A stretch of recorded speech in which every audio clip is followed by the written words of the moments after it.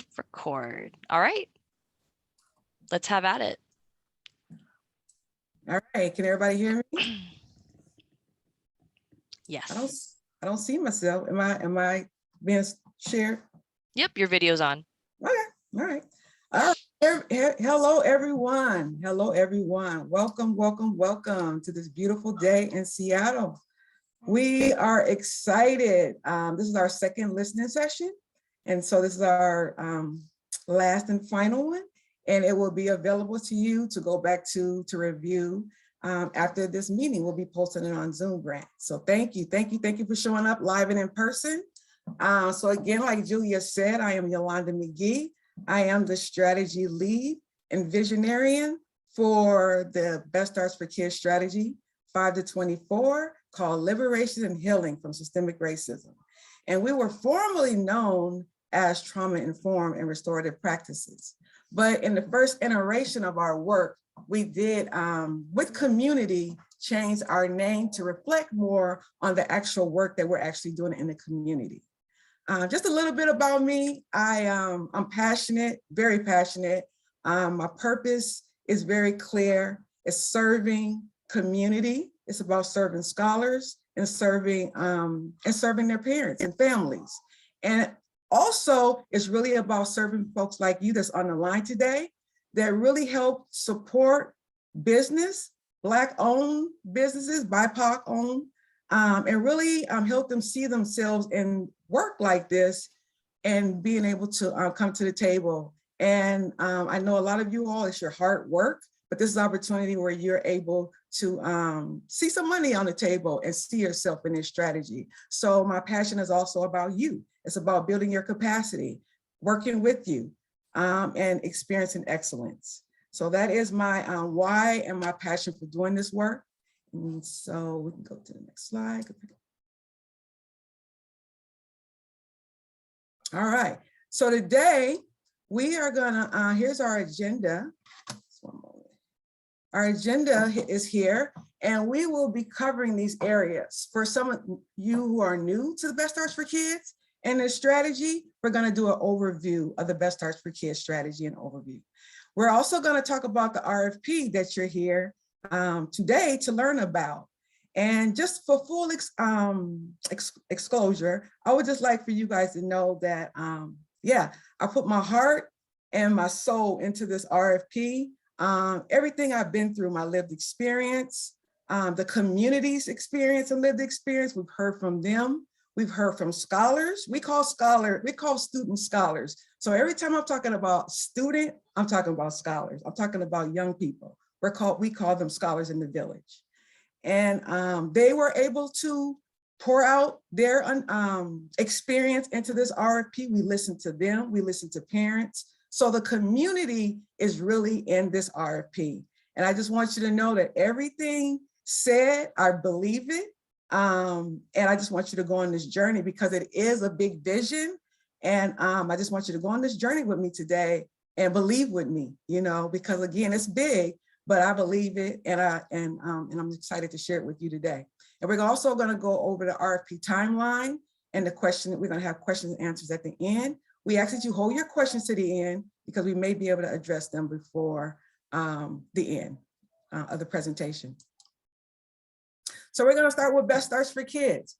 Best Starts for Kids is a community-driven initiative. So since 2016, we have been pursuing 3 main goals and results we have experienced.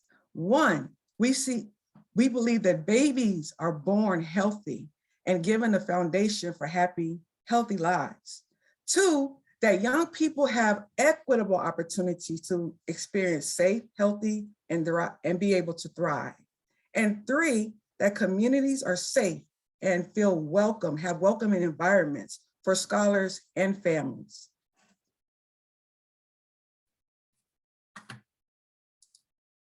So how do we do it? Our goal is to increase the good and decrease the bad. And we also intervene when needed.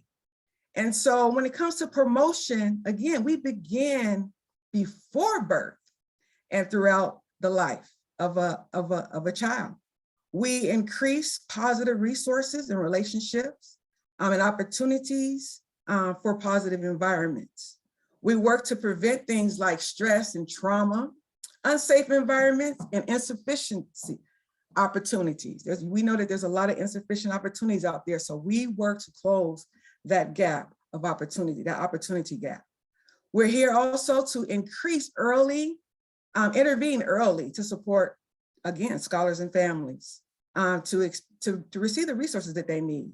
And what I'm really excited about is we partner with decision makers so that we can work together to create the system change that needs to happen. So when I think of system change, I think of systems are people, right? And I believe that you do it from the bottom up and the top down, and you meet in the middle and you come up with solutions to be able to provide the best outcomes for all to experience. And we've been able to do that in the county, and I'm very excited about it, and community. So thank you, community. All right, so the liberation and healing from systemic racism, our strategy, this strategy, we will focus on communities coming together to educate, to build an educational system that requires going beyond the school environment, right? We're here to educate, elevate, and liberate Black and Brown scholars. But first, what I realize is we need to understand that the collective challenges that we face. So I've outlined them here on this slide for you. The three challenges, there's a lot more, but the three I wanna bring out today is one, the ACE narrative, adverse childhood experience. That approach we found out in implementing the work in year one, that it solely holds informing, being informed on our traumas, and it focuses less on our true cultural identity. And so I also am aware, if you all know about the ACE study and the 10-question questionnaire that was done, it also neglects to address the root causes that impact systemic, structural, and institutional racism that contribute to one's health. So it's not addressed when you look at the ACEs narrative, right? Two, the other issue we want to look at before we go into problem solving is, since integration, the educational institution has failed in closing the achievement gap between scholars and their peers. You know, in fact, the educational system, and a lot of you guys know this, but the educational system was set up and it was designed to produce the outcomes that we are experiencing today. So we want to keep that in mind. And our third challenge is that the Liberation Village, we face the challenge of the lack of unity in the community. You know, it rhymes, but it's real. We have been conditioned to operate from an individualistic way of being and thinking. You know, our mindset has been conditioned in the way we move, our behaviors. And so we work in isolation. We don't come together and strategize, plan, and implement work together.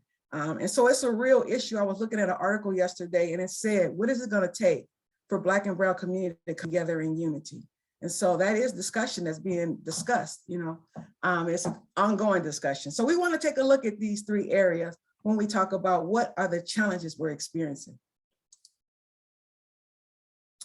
So this RFP, all right, is gonna focus on a collective work and responsibility. So like I said, go on this journey with me. It's about imagining and doing something different. So it's gonna require challenges, challenging our system of belief, right? We must change our mindset. We have to have the mindset to say, I'm willing to learn, unlearn, and relearn to apply different behaviors so that we can get in action, so that we can get different results, you know, the results that we want. We talked about the goal of the Best Starts for Kids initiative. And so the Liberated Village strategy is looking for applicants. That's why we're here today. We want to paint the vision, what we're looking for. We want you to believe again with us that it's possible.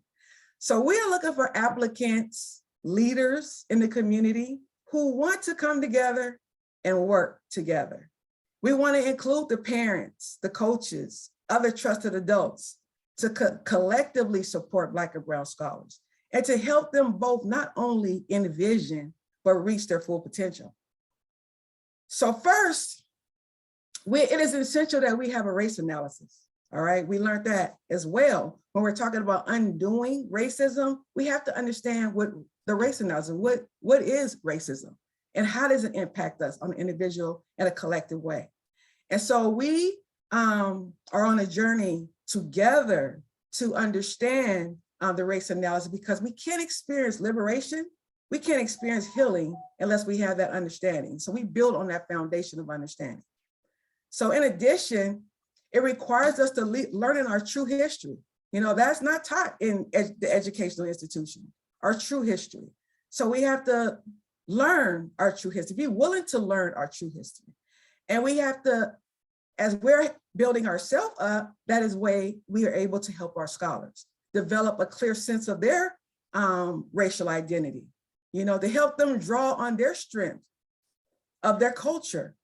And we do that by culturally responsive curriculum and training and programming and experiential learning and education. So this strategy is going to be offered by the community to the community on what we need as a people. And so the education that speaks to scholars and parents' hearts, minds, and their souls, and it shapes them by giving them the sense of belonging that they need. And it also helps them to understand their sense of agency. And I love this, to discover their greatness and their purpose. And I talked about my purpose, you know, and when I was, you know, I'm born and raised in Seattle, product of the school system. And I didn't know my strengths. I only knew what the school was telling me who I was as far as when it came to my academic ability. So I didn't have a trusted adult in my life at the time to tell me that, Yolanda, you're a leader, you know. And I would have made different decisions if I would have had that trusted adult, I believe. Even in high school, you know, I believe I would have ran for president because I would have believed that I could be the school president, you know. So this is what we're doing. We're touching the minds and the hearts and the souls of the scholars and the parents we serve. And we talk to the parents and the scholars, and they're excited to be able to experience what we're talking about today. And so we are creating a movement for transformation, all right? And it requires having a solid network. And that means building a net that works so that no scholar, no family falls through the crack.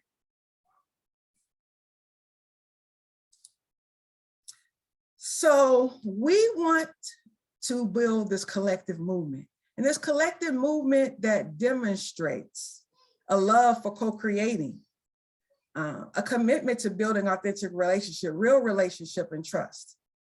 We want to be passionate about creating solutions. A lot of times we know the problem, but can we get excited about working together to create solution?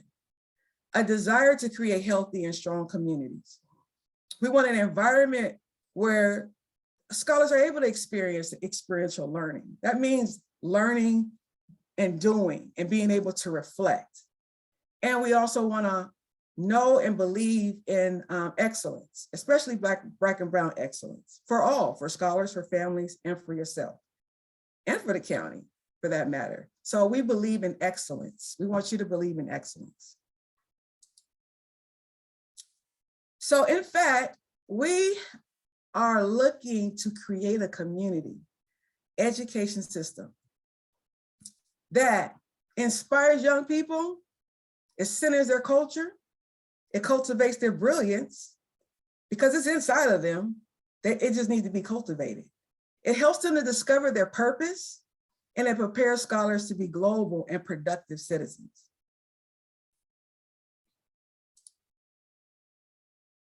So the liberated village are how?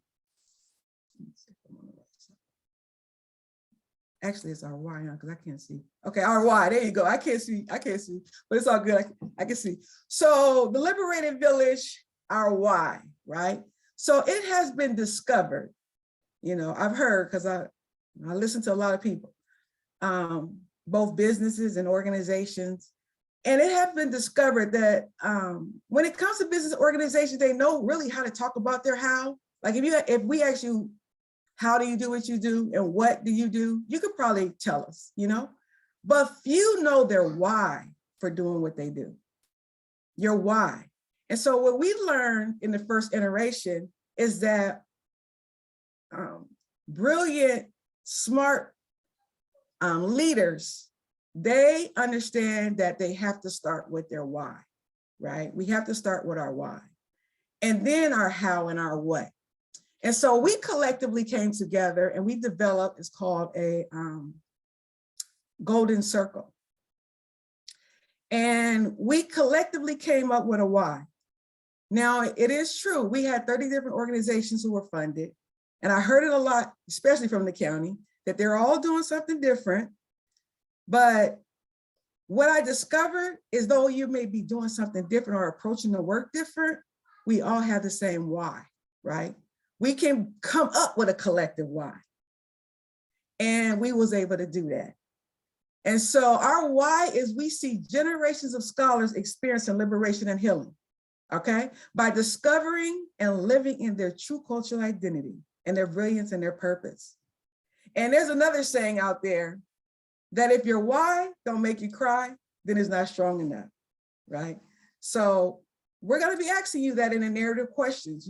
How is your why in alignment with the Liberated Village why? So we're really emphasizing that. So I want to bring that out here today for you.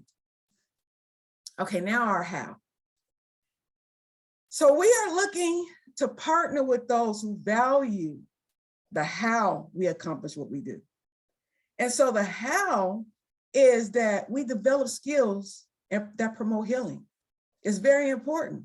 We talked about liberation and healing from systemic racism. So healing has to be a part of that.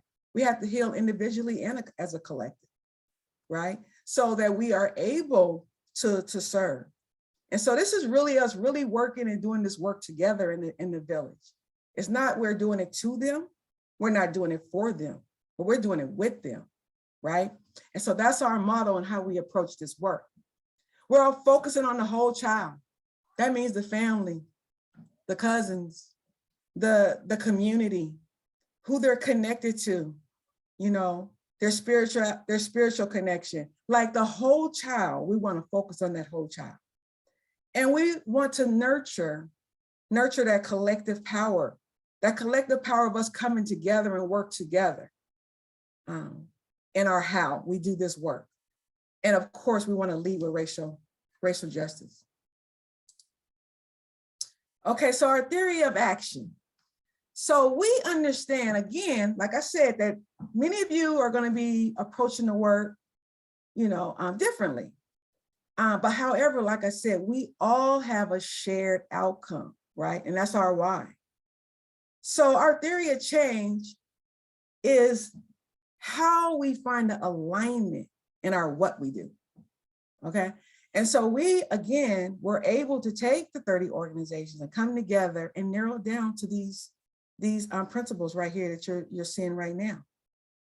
And so we must understand that, you know, the population that we serve is scholars and families. So who would be the biggest indicator of our success? It would be scholars and families, right? And so we partner with them to do the work and we ask them, how are we doing? So then we can get better from how we're doing our work.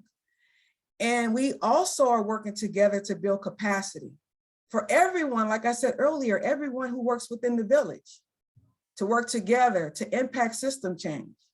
And so this is everybody's capacity is being built. My capacity has been built over the last almost 5 years now. The county's capacity, the organizations, the parents, the scholars, we're all in this together. This is the stakeholders. These are the collective group that we work with. And so we want to impact these systems. And again, we've been able to impact systems in the county and the community.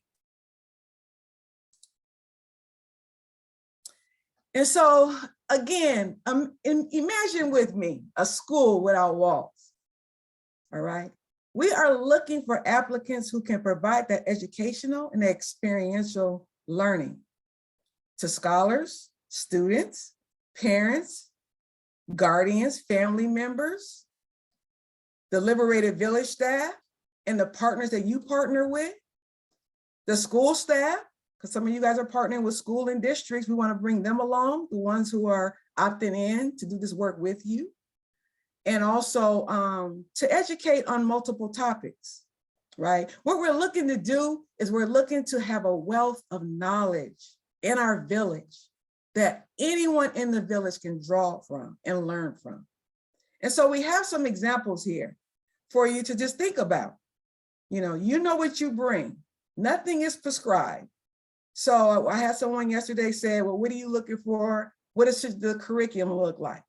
I said, I can't answer that question. I need you to tell me, what do you offer and how do you want to give that to the village?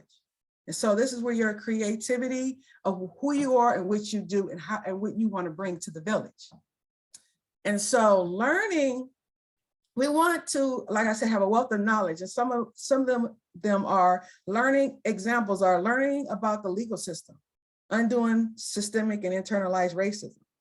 We want to go in learning beyond what the school environment offers. How many of you were able to get financial literacy in school, to learn how to be an entrepreneur in school? Like when I was a young girl, they used to ask, what do you want to be when you grow up? And I remember as a young girl, remembering just a picture of a woman in a suit with a briefcase. I said, that's what I want to do. That was a businesswoman. That was an entrepreneur. I found out later on that I have a love for entrepreneurship, right? And so these are what the community is going to be offering within the village. We also is really big these days is the farming industry. We're getting into organic gardening and eating healthy. That impacts our mental health. It impacts our overall health.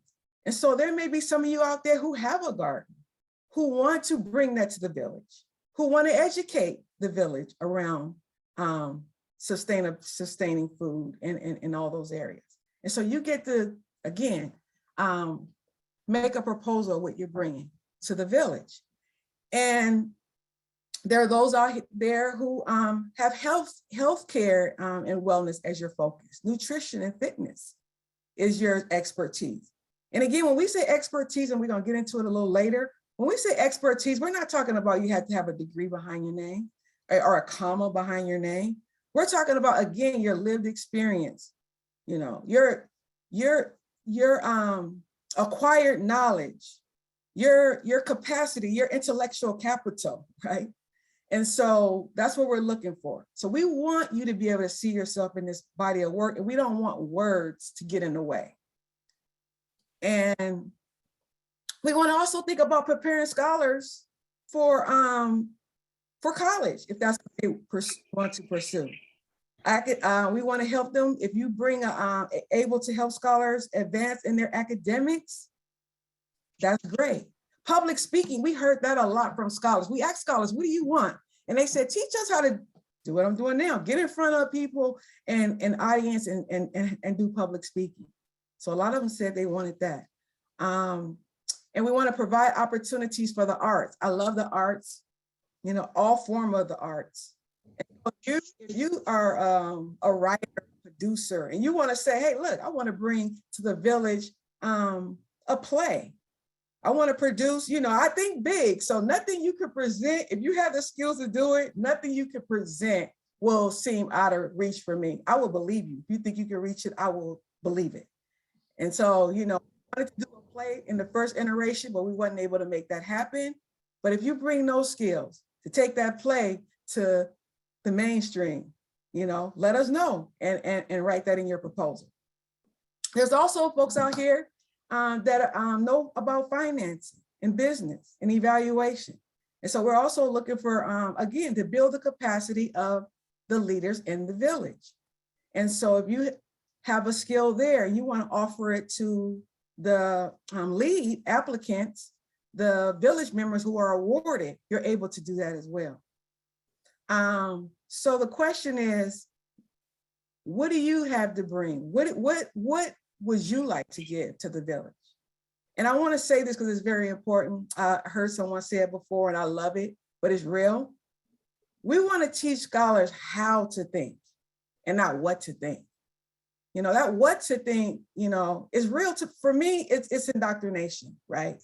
I just want you to teach me the information, give me the information so I can know how to think. So.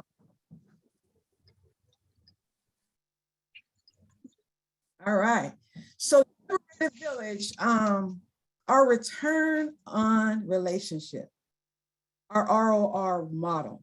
You know, we've heard, if you're in the business industry, the ROI, return on investment. If you're in the real estate industry, you've heard of location, location, location, you know. So there's these different key phrases that go along with different industries. But what's important to the village is we want a return on relationship, right? We want to know that this collective work is going to require building authentic relationships. It's going to take that. It's going to take a mindset to say you want to take the time to do it. It's not easy doing collective work. It's not, you know, because it's becoming out of, you know, just an isolated model. Now you're having to roll up your sleeves and work with others.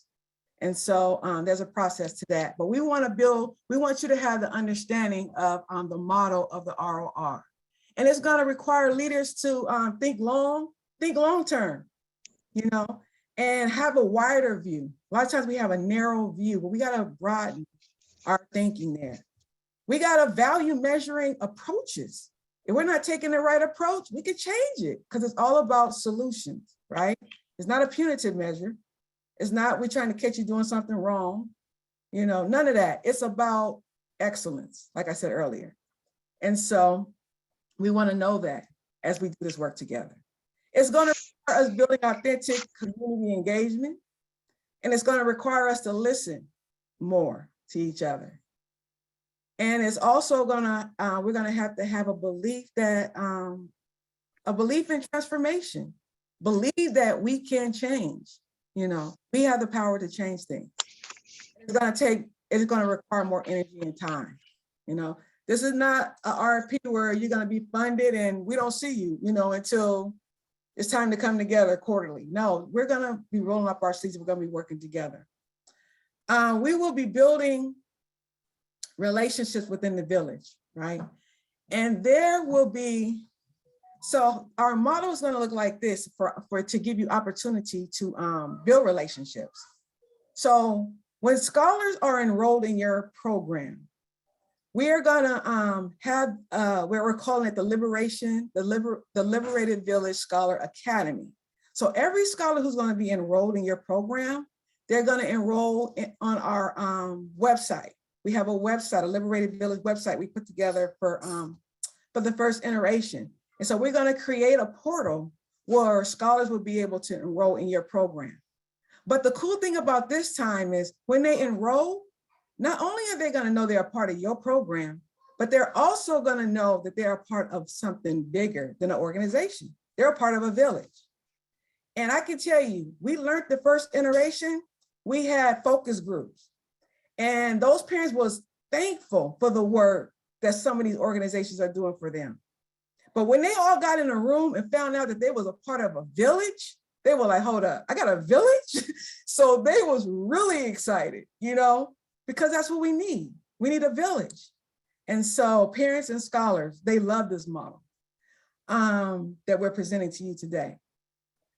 So learning, we started off the first iteration with a learning and action cohort. We called it cohorts, but we're going to call it learning and action because we're going to learn with one another and we're going to create, like I said, look at the issues and the problems and create solutions together. So that's where each organization is going to have a representative that you choose to be on that committee to serve. And the way it worked on the first iteration is we met, my grandbaby, we met once a month and they were really self-governed, but we're going to be doing a lot of alignment this time around our theory of action, right? And again, we're going to address the barriers and co-create solutions. Now I'm excited about this.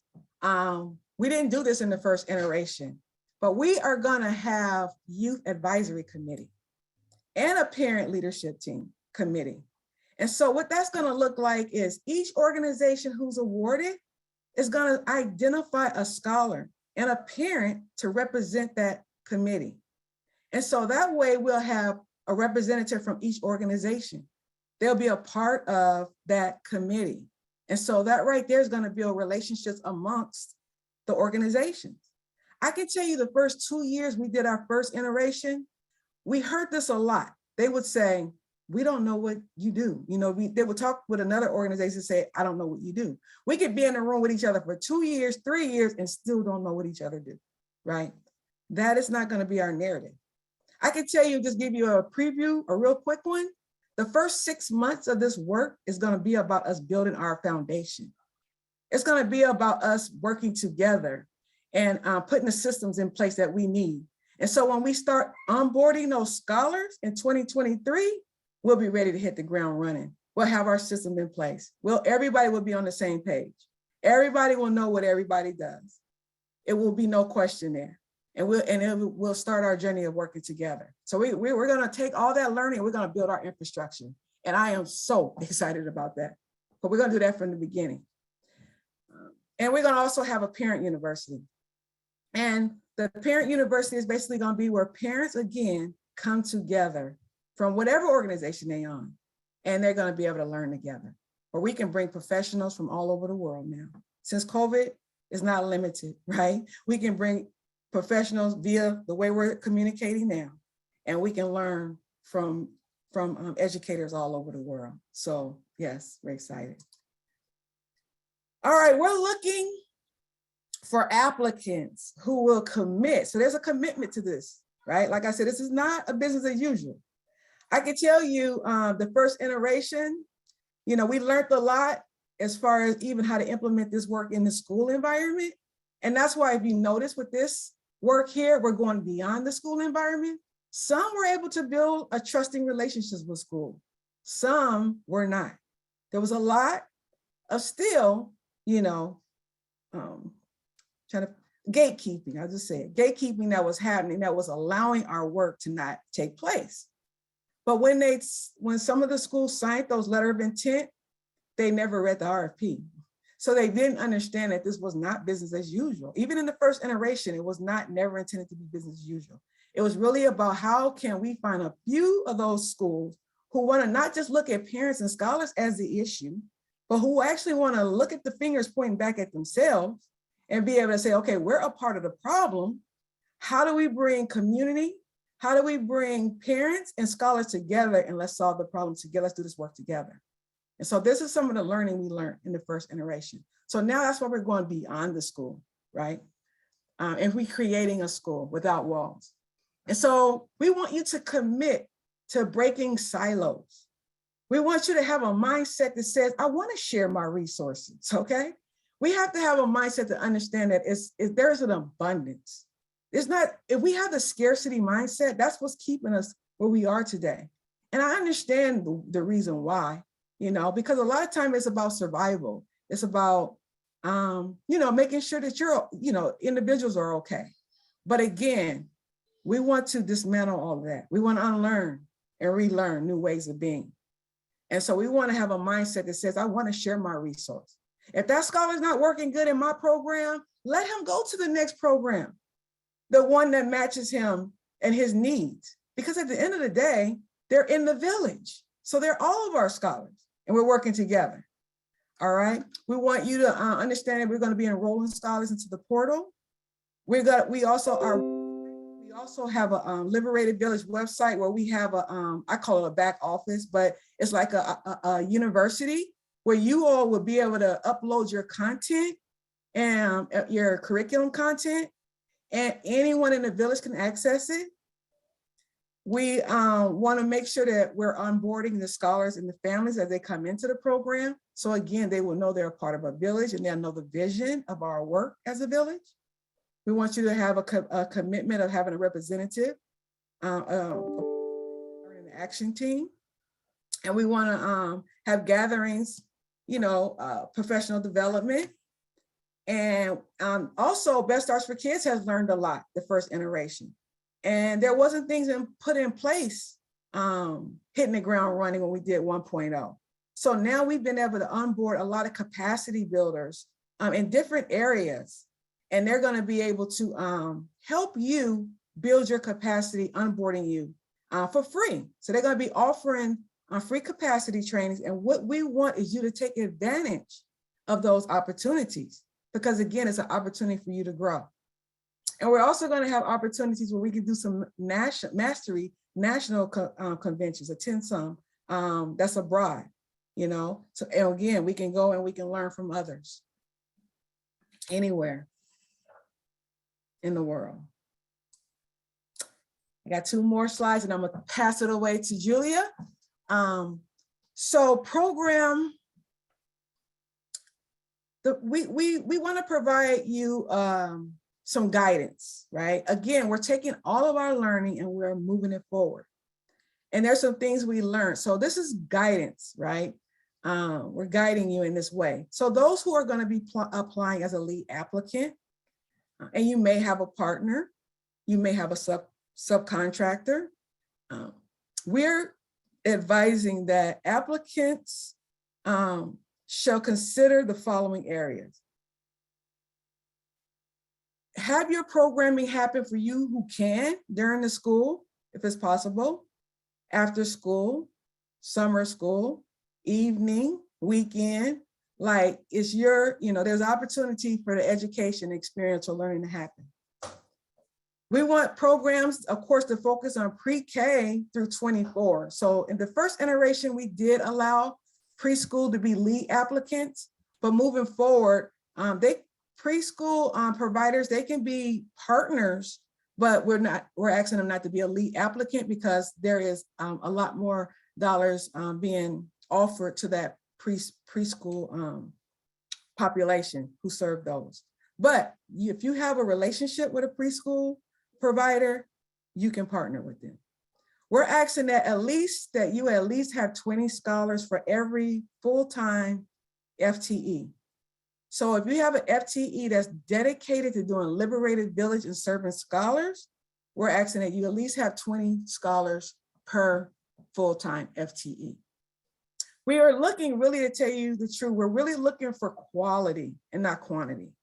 So we learned in the first iteration, we had some organizations say, we're serving 300 scholars, you know, but when it came to the relationship, the response wasn't 300, you know.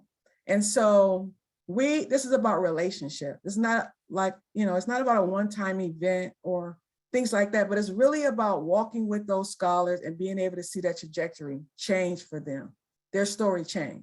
And so it's quality over quantity. And then there's some other guidelines as far as during the summertime, what it can look like, and during the day, what it can look like as far as time spending with the population you're serving. And we're looking for this iteration of the collective work we're doing. We're looking at possibly funding 15 organizations, lead applications, 3-year contracts, and we want to start July 1st. Sometime in July, we'll just say that, because we have to make the award before we can start working with the, before we can start invoicing or anything like that. So once we know who we're awarding, we'll be able to start the contract negotiations and get the funding going. And so with this body of work, the Liberated Village, the collective work and the vision that we have, there's 2 options that you can look at to consider. So the lead applicant is an applicant who have an existing relationship with a partner or a subcontractor, and you want to come together and you want to do this work together. You as a lead will be the recipient of the contract, and you'll be responsible, for the contract, but you will have partners or subcontractors. You will be working together with them to deliver education and experiential programming to scholars. And again, you can see page 6 in the RFP for suggestions. I went over some of them today, but there's more. We will collectively, we want you to collectively, you'll be working collectively with other funded awardees in the village, okay? So someone asked yesterday, do I have to partner with someone who was funded before? No, we don't we're not saying you need to partner with someone to apply. What we're saying is if you have existing relationships, partner with them. But once you get into the village, you will be partnering with those other CBOs to do this work. We're asking you to work with the subject matter experts, and I'll talk more about their role next, but we're gonna allow subject matter experts to be able to apply. We want you to work with them so that you can encourage your population that you serve to enroll in what they're gonna be offering to the village. We were asking that another way we're gonna be working together, we're gonna be co-creating performance measures and standardized data collection tools. So we'll be working together in data measurement and how we measure our success. So we'll be doing that together. And so for option 2, again, that's the subject matter expert. We're calling that SME, right? Again, that's can be your lived experience and or education. You know, individuals and agencies, you can apply.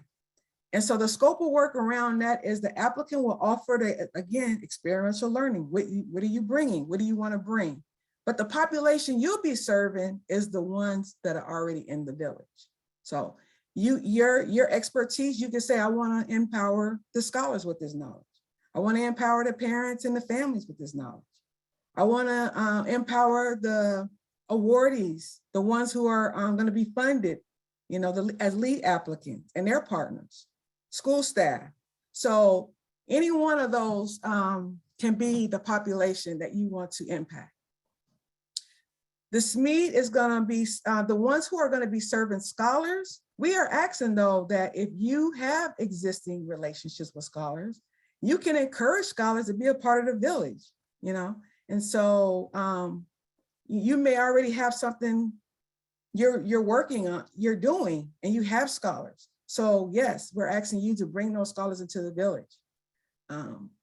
And we want you to work with the lead applicants, okay, to provide that marketing material so you can build that in relationship with the lead applicants and also with their scholars to get them excited about what you're going to be offering to the village. Because again, this is about having a wealth of information. This is about giving them education outside of what they're able to get in the institution, right? And so we're going to have to work together to do that. And also, we're going to be doing pre and post test surveys together, and I mean, asking you to provide data to talk about the outcome and the success of what you're offering, because we want to be able to tell our story. So when it comes to the SME, we're thinking about selecting between 5 and 7 subject matter experts. It just depends on the ask, because we don't know. We only know what you present us. So with the SME, you can be presenting something, it's going to be a 6-month project or a year project. What we would need to know is the start date, end date, and the budget that you're requesting, right? So we don't know how many SME applicants we're going to get. We don't know the ask, but it's really designed for you to be able to offer whatever you want to offer in the amount of time you want to offer. So that's how you'll be presenting your proposal. So thank you for going on this journey with me. That is the vision. And like I said, it's big, but I believe in you. I believe in our community, and I'm excited about this iteration of the work. So with that being said, Julia, take it away. Thank you, Yolanda. Thank you. A lot of passion going into this RFP, as you guys can see. Next, we're going to talk about the available funding for potential applicants. So in total, we have approximately 10.5 million available for both the leads and the subject matter experts. And the contract duration would be 36 months, starting in July of 2022, end date of June 30th, 2025. So option 1 for lead applicants can request up to 1.1 million total for 36 months.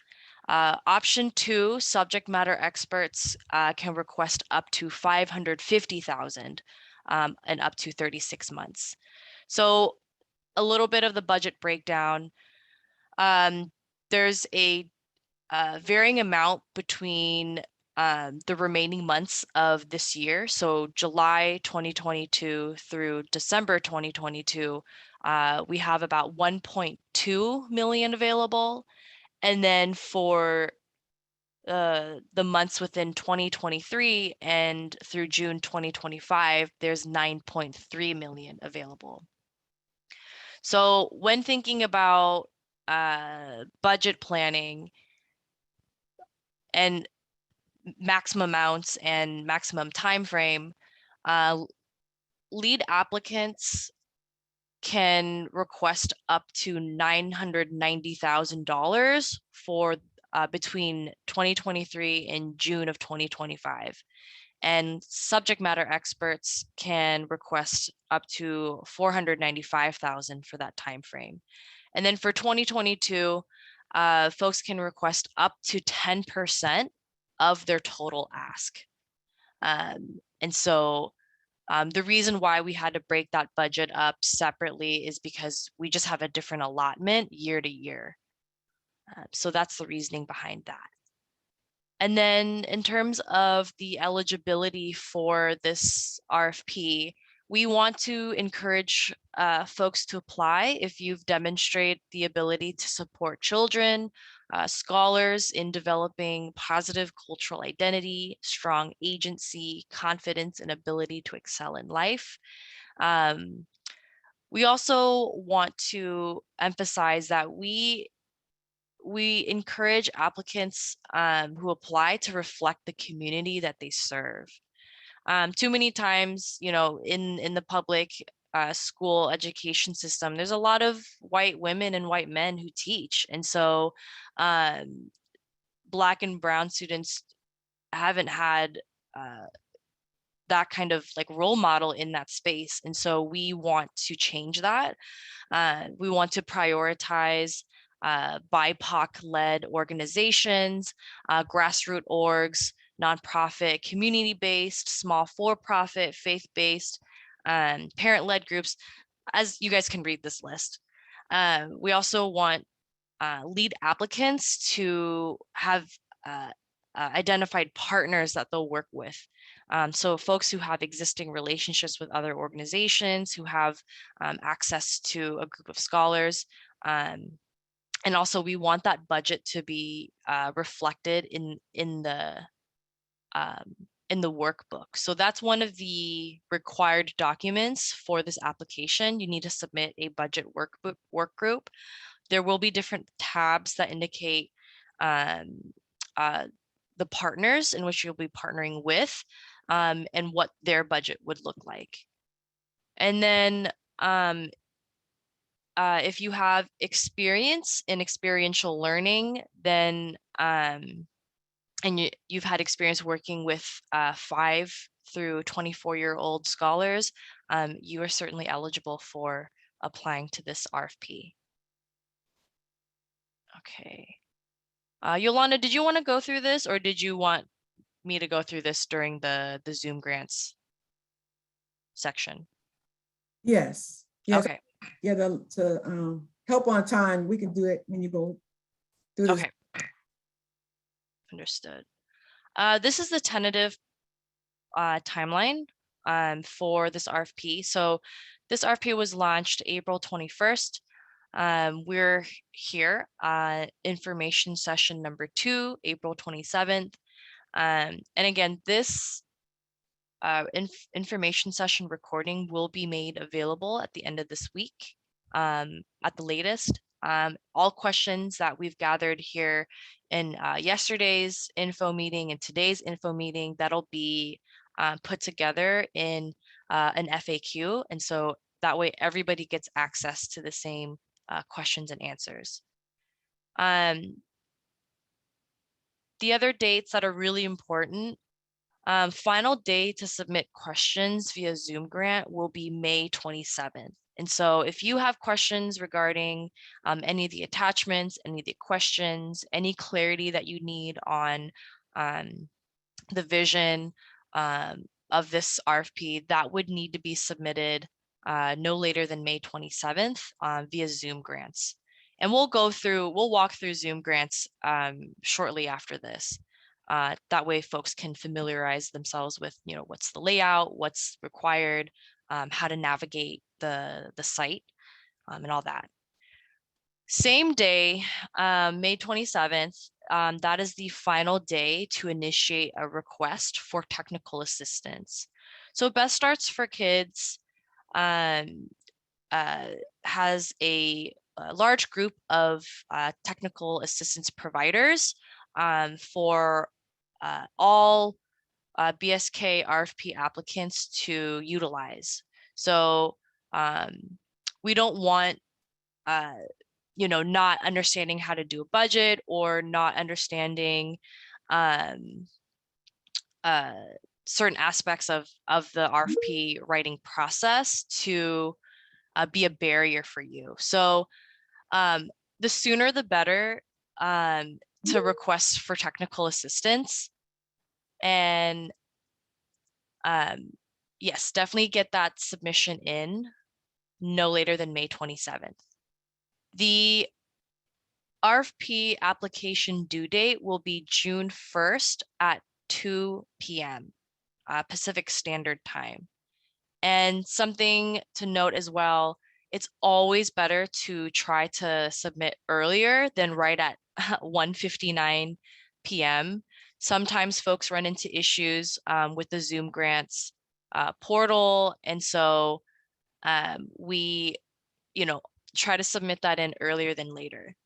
There is also like a Zoom grants like support in there as well. So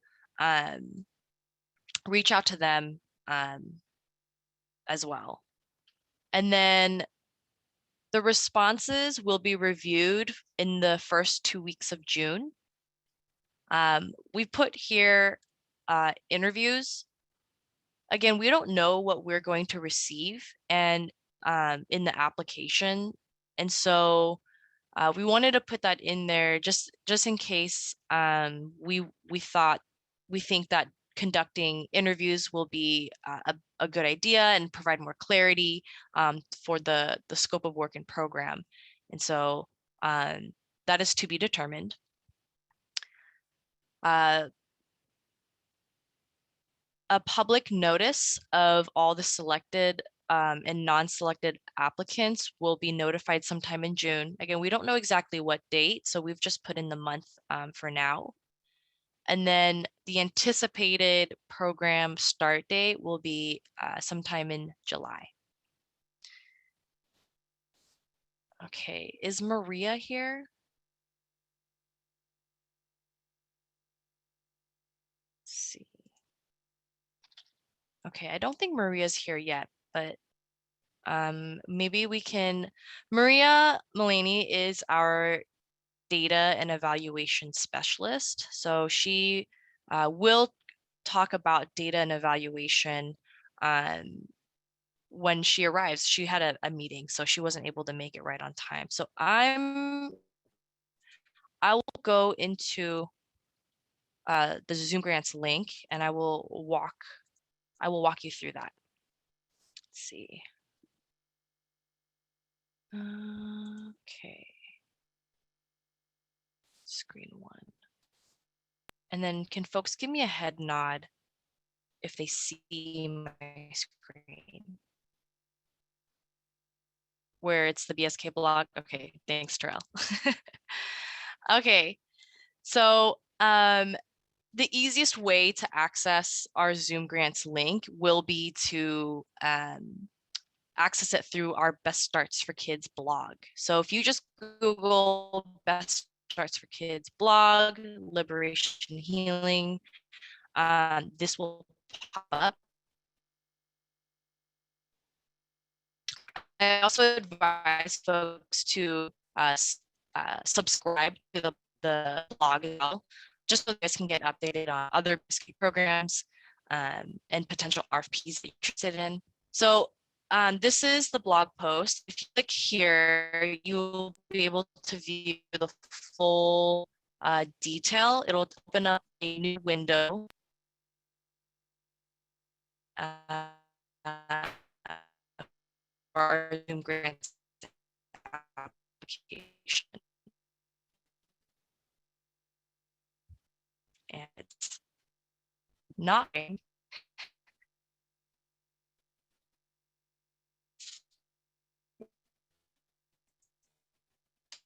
turn my video off. Okay.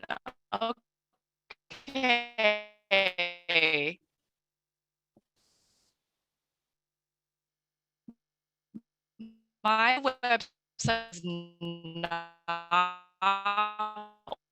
Uh-oh. working.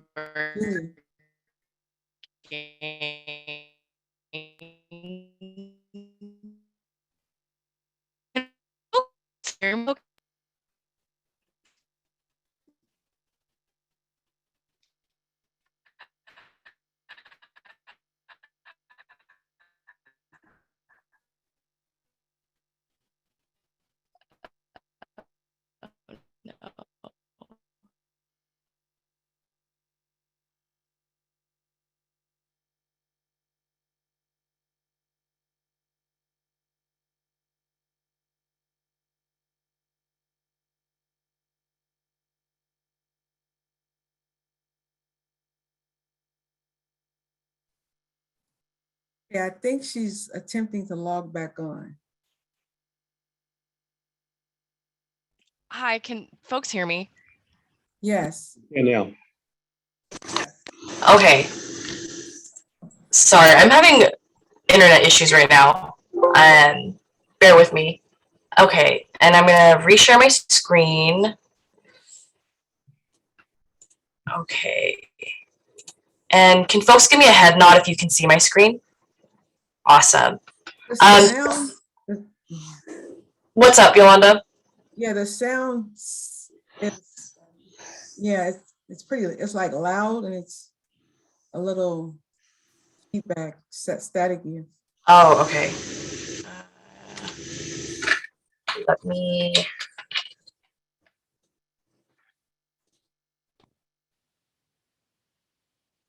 Can folks hear me now? Is that better? Yes, it is. Thank you. Okay, my headset was not working before this. Okay. I was thinking, thank you. Okay, so back to it. This is the landing page for our Zoom grant application. You can see our beautiful logo on the upper left. To get started on application, you'll need to create a Julia. Zoom Grants account, which is located on the right side. Miss Julia, So, can you hear me? Create an account.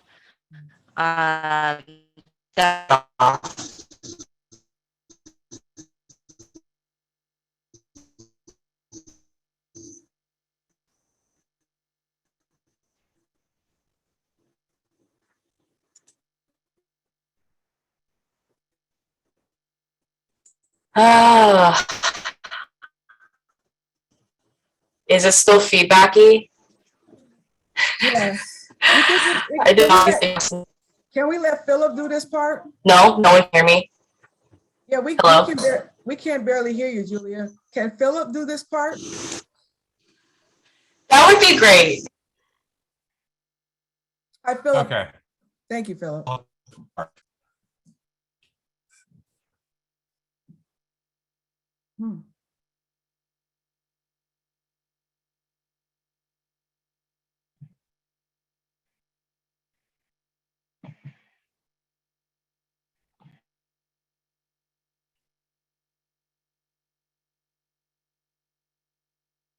So you should be able to, let's open this up so you can see the applicant view.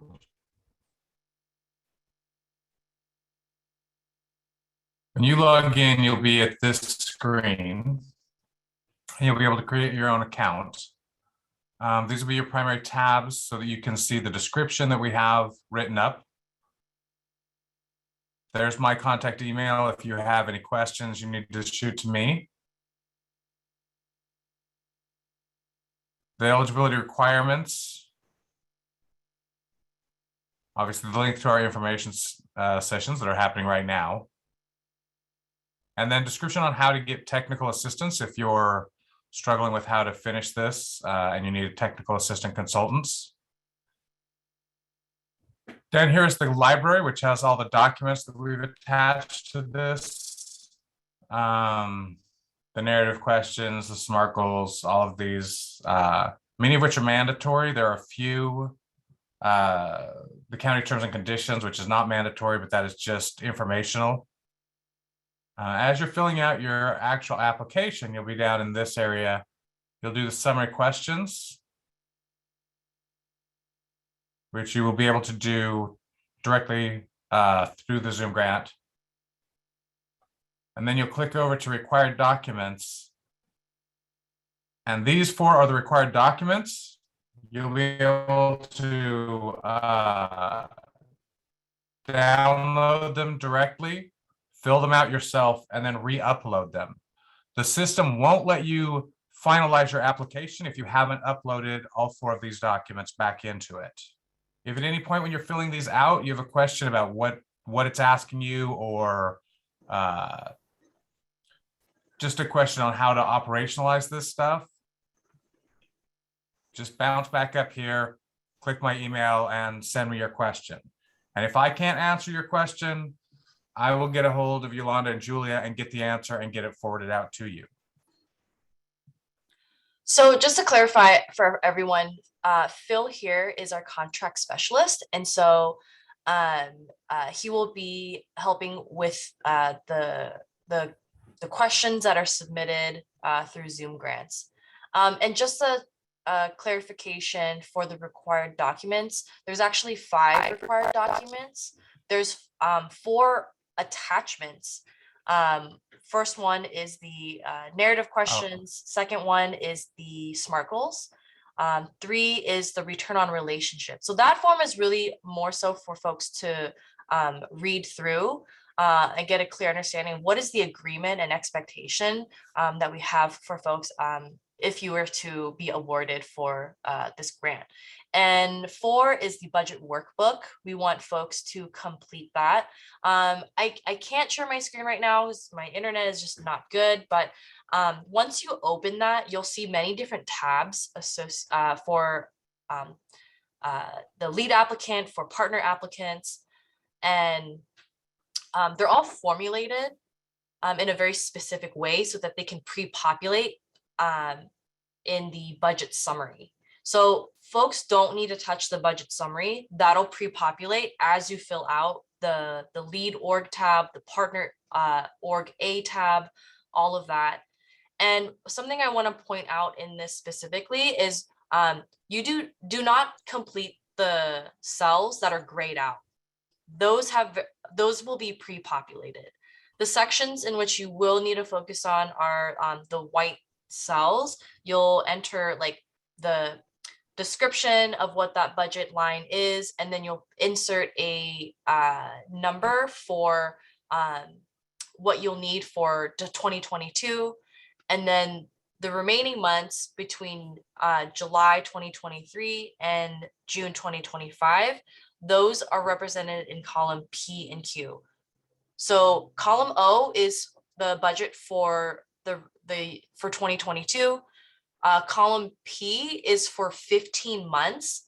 And that'll be between January 2023 through March 24. And then column Q is for April 2024 through June 2025. So complete those cells and then the rest will pre-populate. Please enter on the upper left your applicant, your name, your organization name, your federal ID number, and your UBI number. And then you would complete the same for your partner org tabs down below. So that is all there. There are more specific instructions on the very first tab of this worksheet. Thank you, Phil, for navigating. And so here are the instructions if you need further instructions. So that's the breakdown for the budget work group. The fifth attachment that we are requiring, we don't have a template for that. That required document is a written sample or samples of your curriculum. And so that'll be a requirement. The sixth one is not required, it's optional.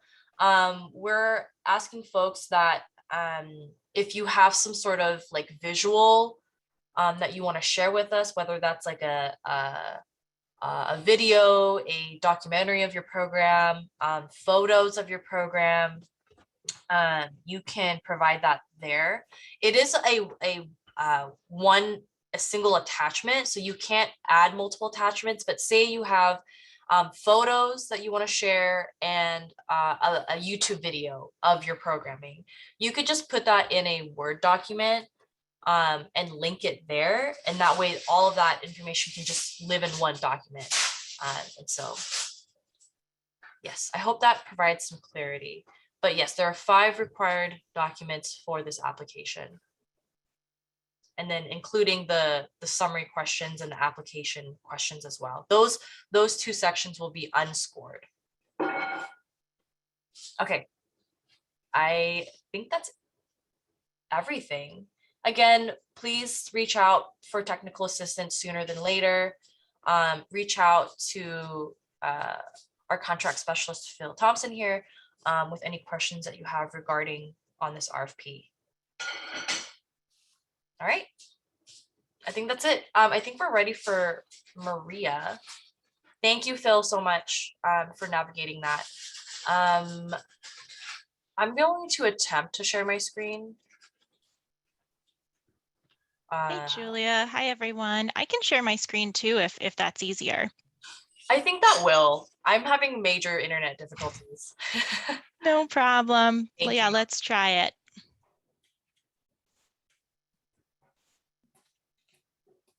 All right.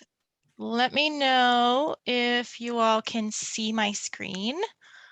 Give me some head nods. Yes. Yeah, I see a thumbs up. Perfect.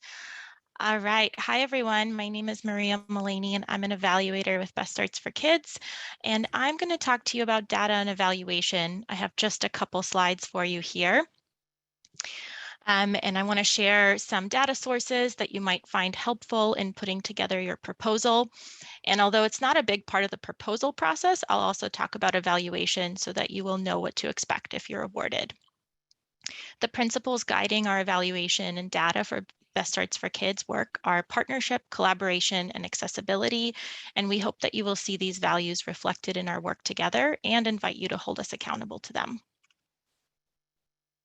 So when you think about incorporating data in your proposal, we recommend that you start by thinking of the story that you want to tell. Think about what is the most powerful story about your organization, your program, or your community that really shows why your proposal can make a difference. And if you approach the proposal like a story, it can really help you to decide what kinds of information to include and where to put it. And then when reviewers read through your proposal, they'll get a really clear picture of what it is that you're planning to do. And there's a reason that we're suggesting these steps in this order, because you can spend so much time looking at data. And if you already know what kind of story you plan to tell, it can be so much easier to find it. So think about your story first. I also recommend to read the RFP carefully because it's going to tell you exactly what reviewers are looking for and how the proposals will be rated. So you might see criteria in there related to understanding equity or disparity issues, filling service gaps, and meeting community needs, which are all places where including data might be helpful. But you're not going to see a criteria simply about using data in your proposal. So use it where it helps to tell the story and make a strong case for funding. And you don't need to spend hours looking through statistics. We're going to talk in a minute about places to look for data that you might want to incorporate. So I also just want to say that BSK values a lot of different kinds of data. So like Julia just said, there's a place for you to include videos or photos. So you don't just need to include numbers, but numbers and statistics are one type of data that you might be able to include. You can also include stories. Maps might be helpful if you're trying to show information about your community, and photos are always welcome. When sharing photos, please make sure that you're protecting client or participant confidentiality and that you have permission to share. So on this slide, I have a couple of different data sources that you might want to look at if you're looking for data to include. And I'll put these links into the chat after I'm done. And Yolanda and Julia also have these slides and can share with you all. So these are places you can look for data to include in your proposal. The Best Starts for Kids indicators bring together data on a lot of topics related to children and families in King County. So you'll see anything from breastfeeding rates to high school graduation rates in here. Communities Count is a really good place to look for general information about King County, including population data. This also includes a short written description for all the information that's in there. So if you're more of a words person than a numbers person, this can be a really good resource to look at. And there's links in there to other data sources on topics like education and housing. And then Community Health Indicators has detailed information about a range of health, social, and economic indicators for a lot of different geographic and demographic communities in King County. So if you're looking for more specifics, that's a good place to go. You'll see information on anything from access to prenatal care to poverty and employment rates in here. And then you might want to consider state or national data if you're having trouble finding specific information, or if that makes more sense for the story that you're trying to tell. But we do think that some of the most powerful data that you could include will come from your own organization and your own community. So think about the information that will show the success of your program and the strengths of your specific community. So just to summarize, reviewers will value a lot of different types of data, including stories, photos and visuals, and the data sources that we share are meant to make it easier for you to find information, but these are not the only sources you can use. Technical assistance is also available, as we mentioned before, so if you need that, definitely reach out. And now I'm going to talk a little bit about performance measurement and evaluation. So proposals will not be required to include evaluation plans, but you might see some questions around program outcomes and how you plan to collect data in the narrative. What we're looking for is to see that applicants understand that evaluation is going to be a part of our work together and that you're willing to partner with us on it. And our goal for evaluation is to develop mutual trust and open communication so that we can build on what's working well or course correct or respond to challenges if we need to do that. Evaluation will not be used punitively, and it's not going to be used to revoke funding from contractors who are putting in good efforts, excuse me, or folks who are experiencing unforeseen obstacles. So now I'm going to talk a little bit more about how we will measure performance if you are funded, so you can know what to expect. So if you are funded, you will be expected to collect data that's aligned with collective performance measures. A few examples of the types of measures that you may be asked to collect data to inform are included here. So these measures include things like tracking the numbers of scholars and parents that your program is serving, tracking numbers of sessions or trainings or workshops, and then collecting survey data to help us understand whether scholars and parents are satisfied with the programming that they're participating in, and understanding if scholars are reporting increased cultural identity after participating in programming. And these might be adjusted. So these are just some examples that I'm sharing here. Data collection will occur through a data management system, and funded applicants will be asked to submit monthly reports. You will also be asked to submit narrative reports annually or semi-annually, and these are reports where you can share more qualitative information and stories. These will include questions around successes, challenges, and systems change efforts, and other requested information. Other data collection may include surveys of program participants, like I mentioned, for these performance measures, and other qualitative data collection when appropriate, and it will be defined by the Liberated Village team in partnership with the funded applicants. That's everything I have for you today. I will stop sharing so I can see questions and put links into the chat. Does anybody have any questions?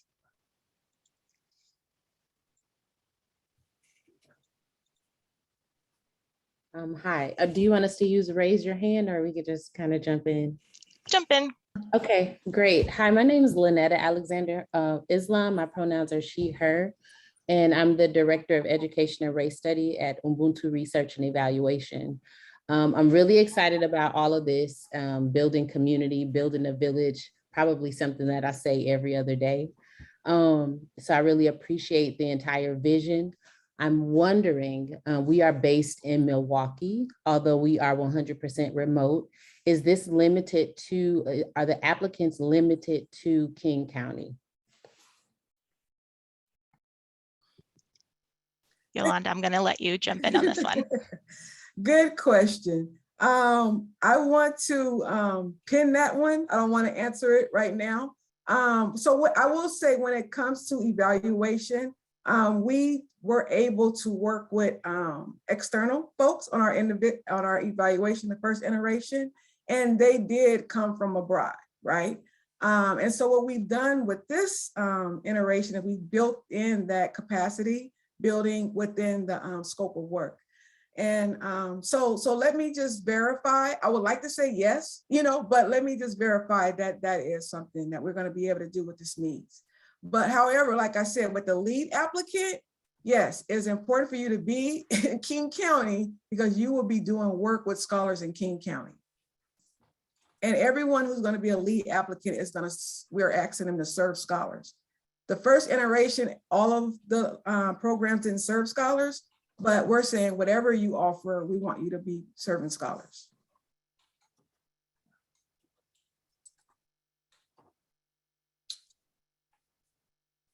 Folks, feel free to submit your question through the chat, or you can choose to raise your hand or unmute yourselves. I wanted to see if we had anyone from the TA team, the technical assistant team on the call. And Okay. if we do, if they could present or speak to the experience of how to access their supports.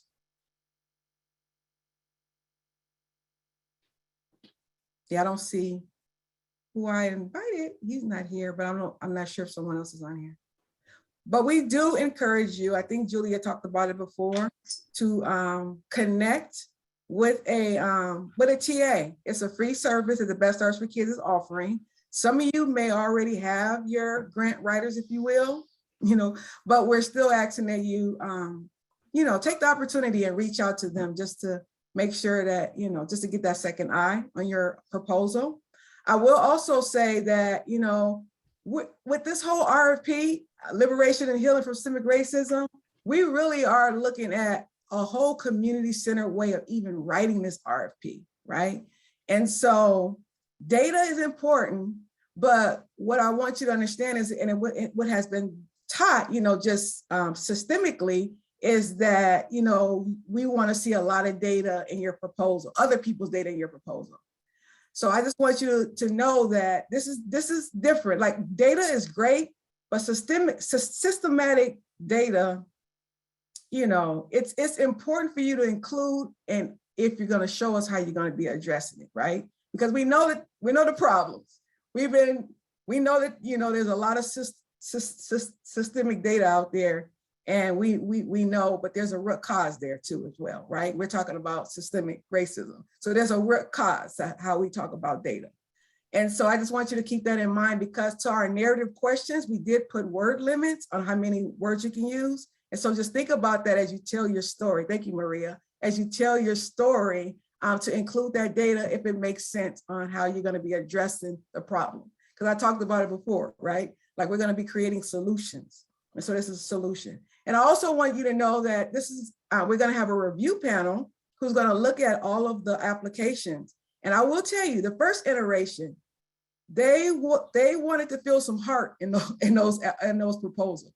So we're going to have the right people on the review panel that's going to be looking for heart.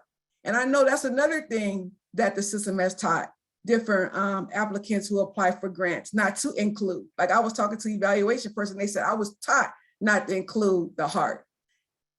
We're saying, no, we want the heart. We want the heart because that is what our reviewers is going to be looking for. And that's the population of reviewers we're going to have on the panel. So just wanted to, I wanted to bring that out when we're talking about data and how to include that in your proposal. Okay, thank you, Yolanda. So we have a couple questions in the chat. And again, folks, you can raise your hands on here and we can call on you and you unmute yourselves. So we have a question from Antoinette. What if the partnering org is a school? Would we still need to put their UBI in the budget tab? No. If you're providing the money, you know, if money is a part of your proposal, what we did see the last time was money, you know, some had partners, but they would, you know, school, they didn't have any allocations in their budget. So again, let me check with the UBR, but really that's just for our information right now, you know, but once we know who we're gonna award, we're gonna be sitting down with you and we're gonna be walking through the negotiation of your contract and learning more information on the structure and the required documentation that we need. And so this is just really for information only. So if it's not there, it's okay. We're just doing this for information right now. Thank you. And then we have, I'll go to Kimberly Dunn's question in the chat, and then M. Drain, you can go next. Kimberly Dunn asks, can you provide programmatic examples of measurements used to increase cultural identity? Good question. There's not a lot of data out there. And that's what this movement is talking about, right? How do we come together and start being able to measure it? And I will say, we talked about it earlier, we're looking at return on relationship, right? And so that is what we are going to be having those external evaluators help us to do as we build out our collective performance measures and our collective way of measuring, right? And so that's data that's, you know, not readily available because it's something, you know, that a lot of folks feel is hard to measure. So that would be a solution. That would be something we would be working on as a village. How do we measure cultural identity and a shift, you know? So to be continued as we do the work together. Okay. Thank you, Kimberly, for your question. M. Drain, go ahead. MD Rain, yeah. Go ahead and unmute yourself. Hi, we are trying to figure out if we're a K-5 school in Seattle Public Schools, and we're trying to figure out if this is something that we would apply for, or if we would be more trying to be a part of the Liberated Village, getting access to any of the things that are provided to the scholars that are in the Liberated Village. Great question. So this iteration of the work, actually for a school or school district to be a lead applicant, they're not eligible to be a lead applicant in this iteration. They were before, but again, we had a lot of learning that went there that brought us to that decision. So yes, we're asking you to partner with community and you can be a partner in that, in the work. But you're able to be a partner, but not a lead, and lead means holding the dollars, basically. I'd like to ask a question, is okay? Yes. Yes, this is Reverend James with Restore, Assemble, Produce. I was trying to find out about the different partners. Can the partners be community-based? I read through the RFP, I just want to clarify. They could be a community-based organization and or say not a 501c3, but a collection or a group of community people who are organized and are doing some work in the community, or do they have to be one of our Liberated Village partners, or is it open for other types of partners? Yeah, I just want to be clear about that. Thank you for that question. Absolutely. So the answer to that is yes, we want you to partner with existing relationships that you have in the community. So be clear, to apply for these dollars, you do not have to be a 501c3 to even be the lead applicant, right? You can be a LLC. You can choose to get a physical sponsor, but you don't have to. And so there is a summary page that is on the Zoom grant where you'll be able to identify actually how you're going to be structured. So agency, individual, organization, you know, however you want to put it. But yes, so yeah, your partners don't have to be a 501c3, neither do the lead applicant. And so we will be building that, bringing that capacity, because what we're asking for community grassroots organizations to see themselves in this body of work. And they may not be structured in a way where they have the 501c3 or nor want a 501c3. So we'll be doing that with the negotiation as far as how they will be structured. We do ask them to be a LLC, which is very easy to make happen.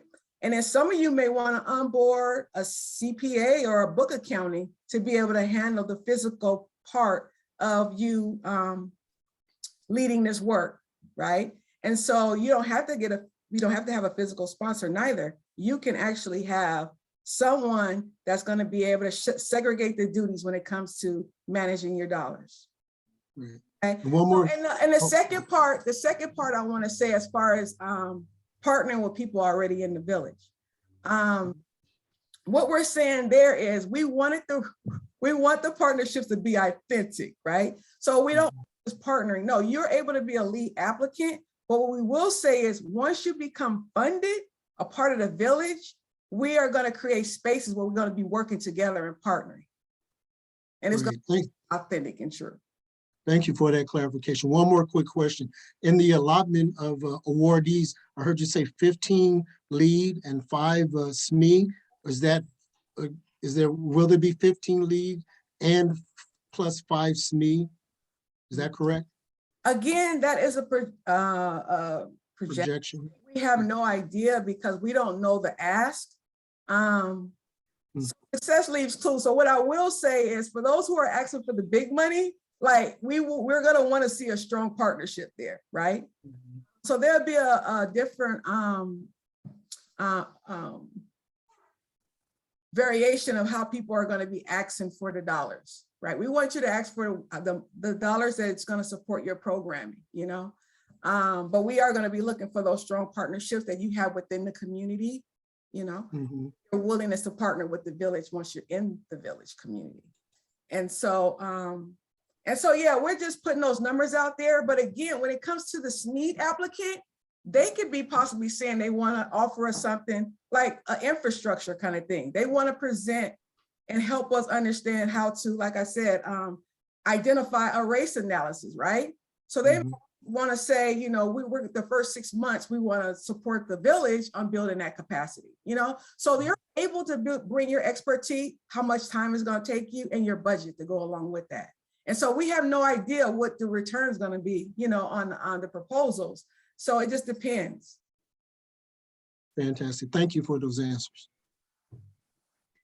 Okay, so we have another question in the chat. Are we able to build relationships, the ROR, just through Zoom, or is there an expectation for in-person relationship building? Great question. Yeah, both and. You know, I can't predict our future, but I envision that we will be doing both and. My answer is always going to be both and to anything, you know, it's not either or. Whatever you ask me, I'm going to have that type of mindset. So yeah, we're not expecting all the teaching and education and experiential learning to happen online. We're hoping also that we partner with different organizations, even faith-based organizations. There's a lot of buildings open out there that we can access to create this school without walls. And so we're really asking you to think big on this and bring those resources into the village.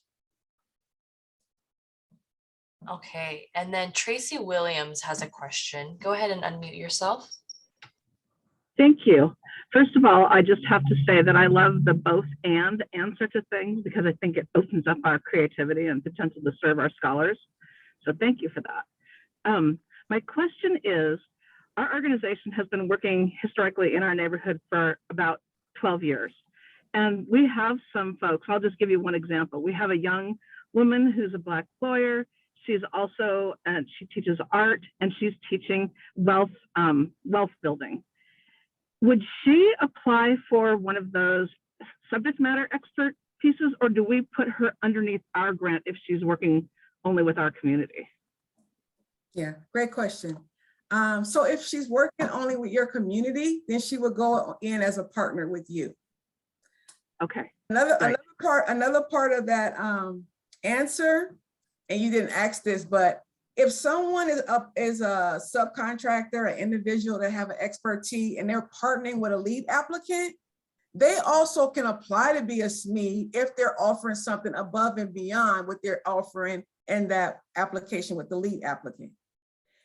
Again, the SME is going to be serving everyone in the village. You have to, whatever population they want to focus on within the village. So I'm not saying everyone, whatever population they want to focus on. They want to focus on the liberated village staff, the parents, the scholars. Like they're going to tell us what population they want to serve within the village.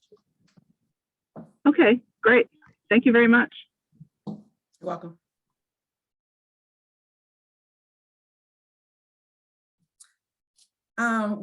We have a video we want to share before the end. We thank you for all your questions.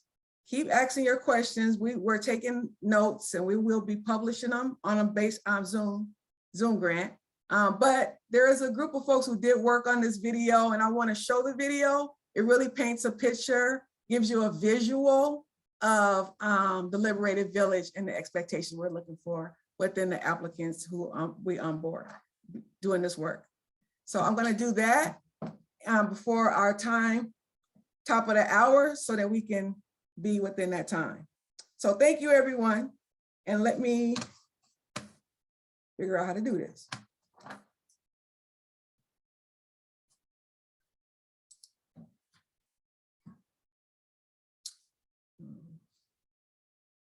Share.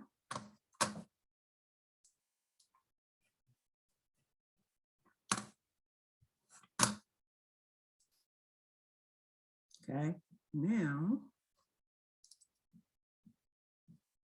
let me go up here.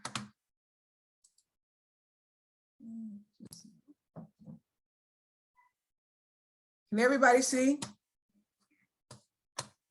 Yes. Okay. Yes.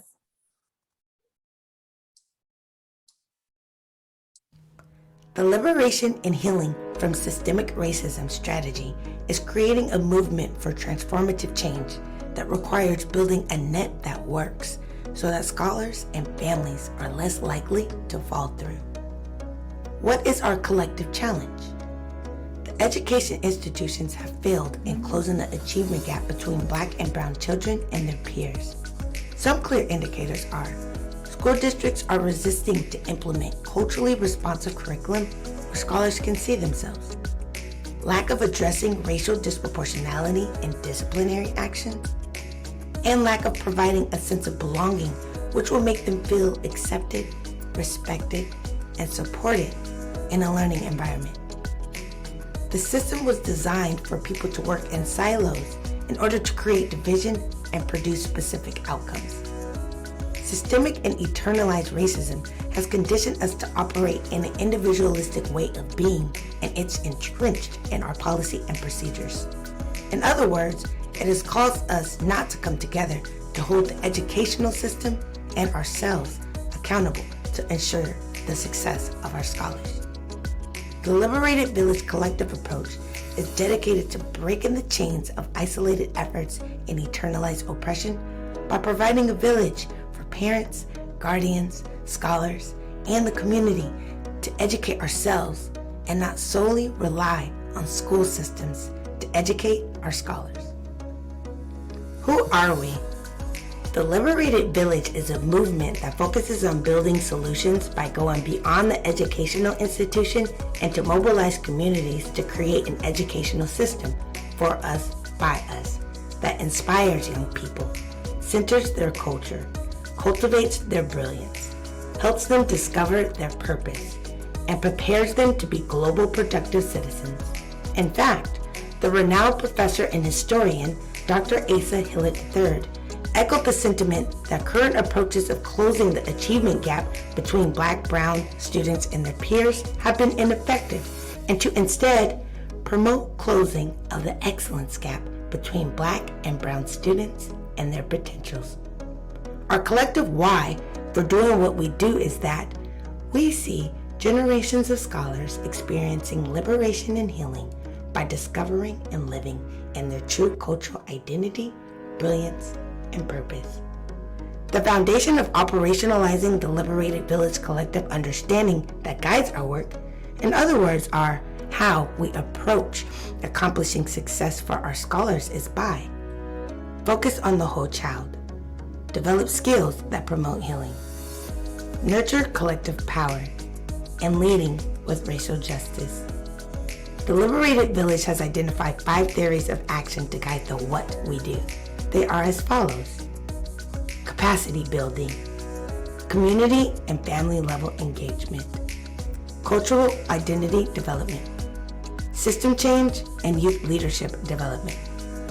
We feel like this is only the beginning now that the foundation has been built. As we move into the second phase of this strategy, we are seeking applicants who want to join the collective movement in developing a community-centered experiential learning education that will educate, elevate, and liberate Black and brown scholars in King County. What do we want? Imagine a community school without walls.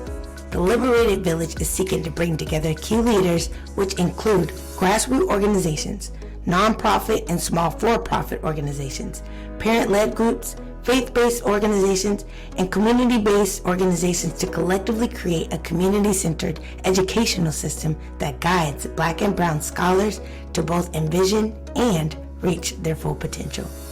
We are seeking partners who distinctively value sharing knowledge, skills, power, and resources, and will work together towards community-centered solutions for transformative systemic change.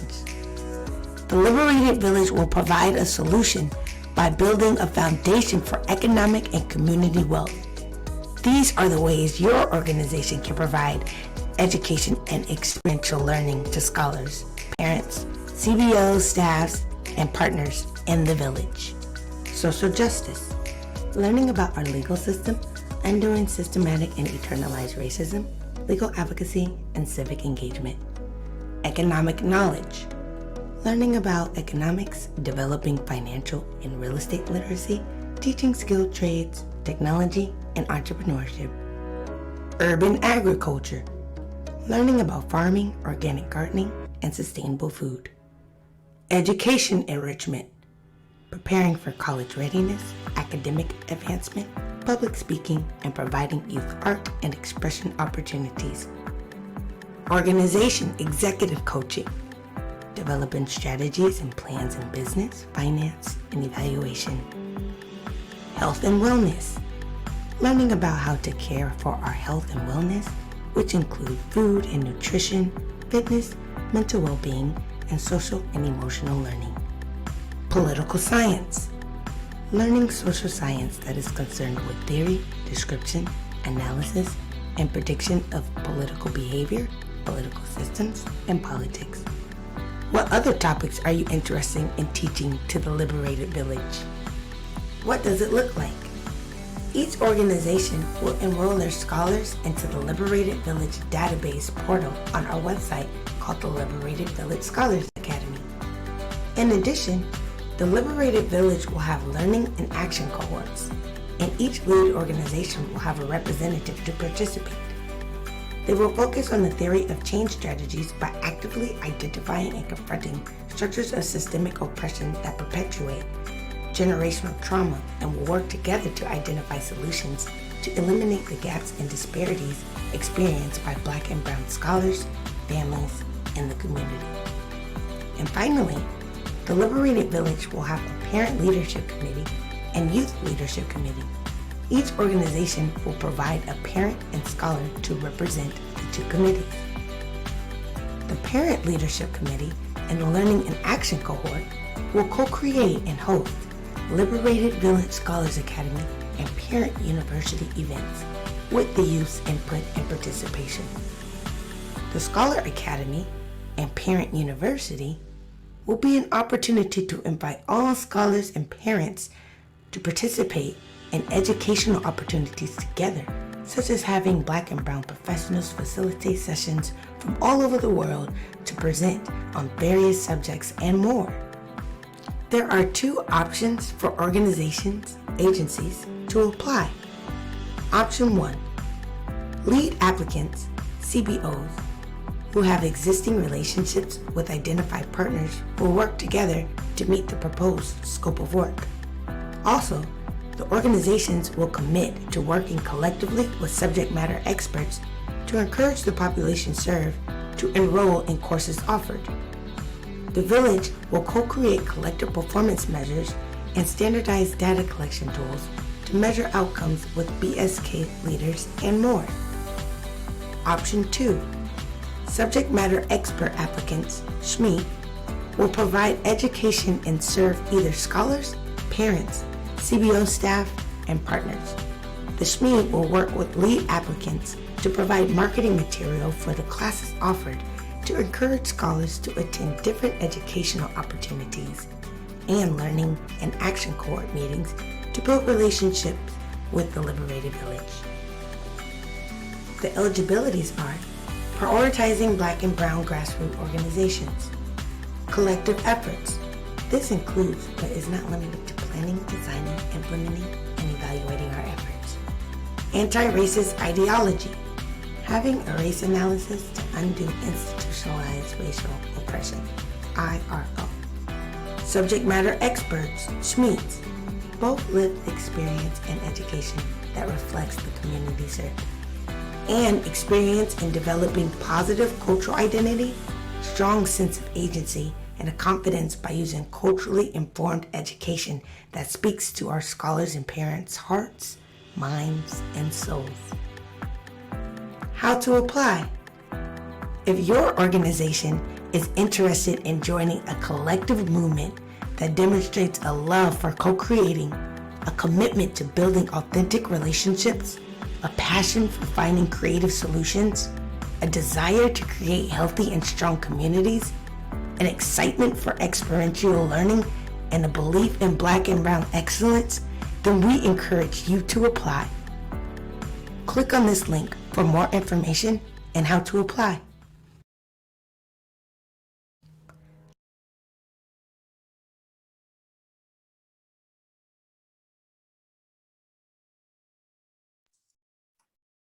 All right, well, thank you. Do we have any more questions? Look like we still have 10 minutes if anyone have more questions.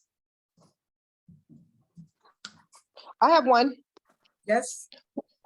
It's Don Bennett from African American Leadership Forum. There's nothing about sports. There you go. Is there anything that's going to have to do anything with? We do some sports stuff. Yeah. Like I said, there's nothing prescribed here. So, I got you. Okay. And I said, and more. So. Okay. Got it. Know what you have. So yeah.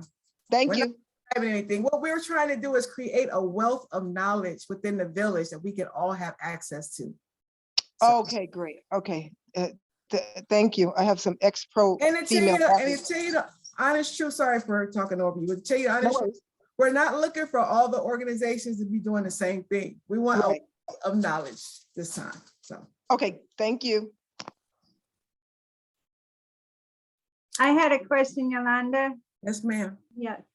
So we've been working in this one area for the last 4 years, as you know, and our agency has a BIPOC ED, and the people who've been working on the grant from the agency, so Leon and I are both white women, and we bring in and partner with a lot of Black and other folks who represent some of the community we're working with.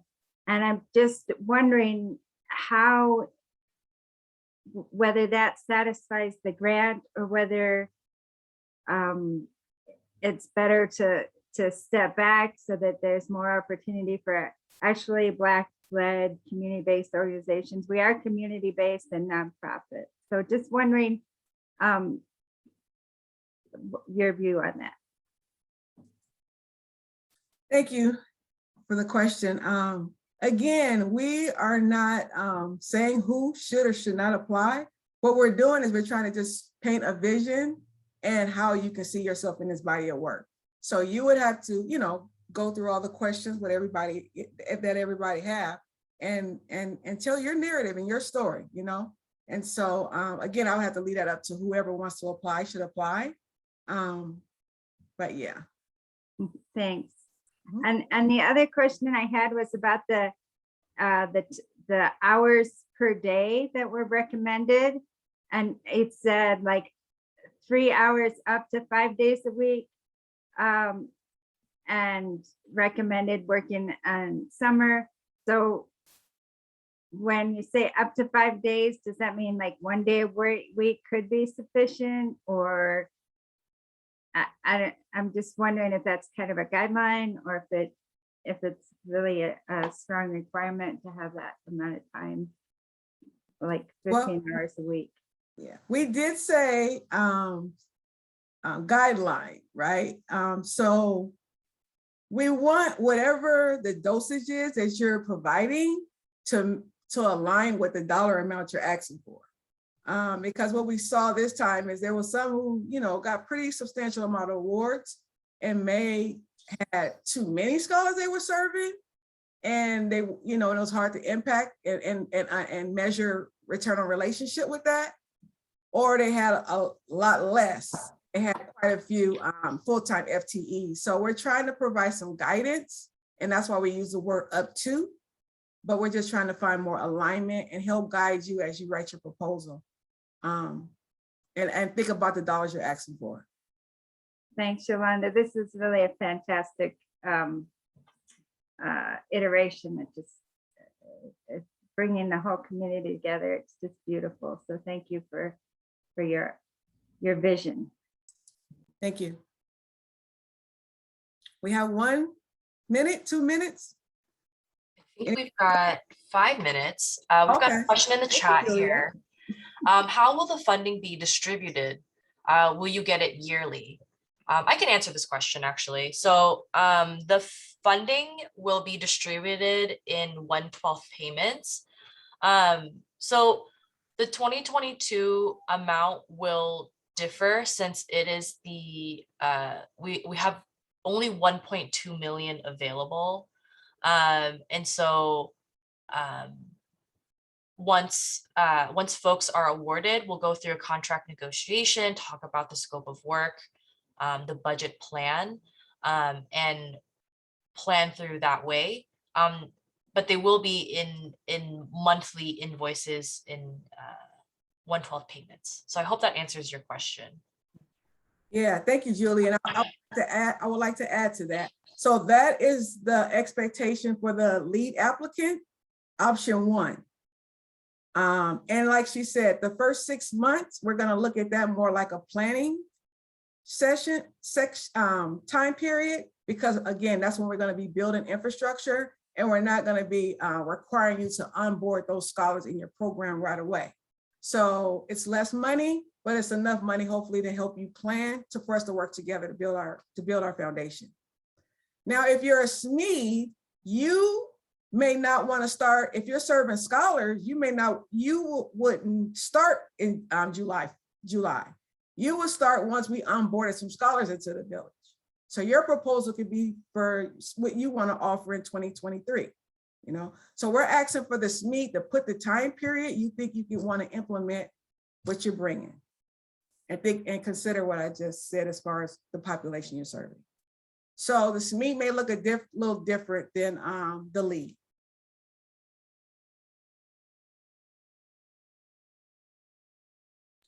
Okay, any other questions? Feel free to submit in the chat or unmute yourself.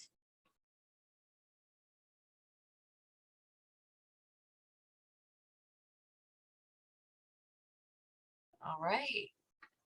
If there are no further questions, we can give you the gift of 4 minutes that remain to this info session time. Thank you, everyone. Thank you, Yolanda. Thank you Thank you, everyone for Julie. attending. Thank If you. you have more questions, you know where to Thank you go on all. Student Grants to submit your questions, and that contact person will be Phil. Thank you. Thank you all. Thank you, Yolanda.